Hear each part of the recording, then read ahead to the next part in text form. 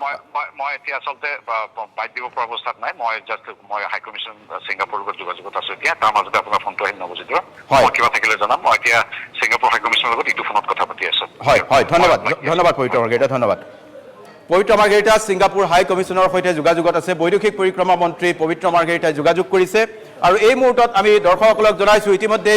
বহু কেইগৰাকী লোক ছিংগাপুৰলৈ ৰাওনা হৈছে ছিংগাপুৰত উপস্থিত থকা ভালে সংখ্যক লোক উপস্থিত আছে আমি তেওঁলোকৰ পৰা আমি খবৰ সংগ্ৰহ কৰিছো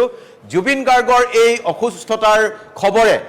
প্ৰতিগৰাকী লোকক বিচলিত কৰিছিল আৰু আজি অসমীয়া প্ৰতিগৰাকী লোকেই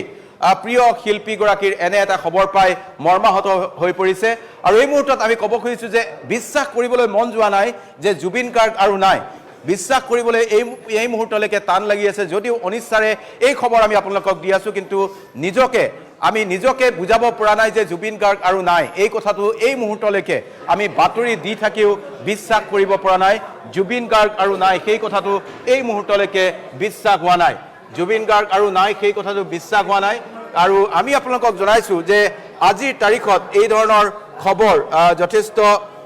দুৰ্ভাগ্যজনক খবৰ যে জুবিন গাৰ্গৰ দৰে শিল্পী নাইকিয়া হৈ গ'ল আমাৰ মাজৰ পৰা আৰু এইটোৱে আটাইতকৈ দুৰ্ভাগ্যজনক খবৰ আজিৰ দিনটোত জুবিন গাৰ্গ আৰু নাই বুলি ক'বলগীয়া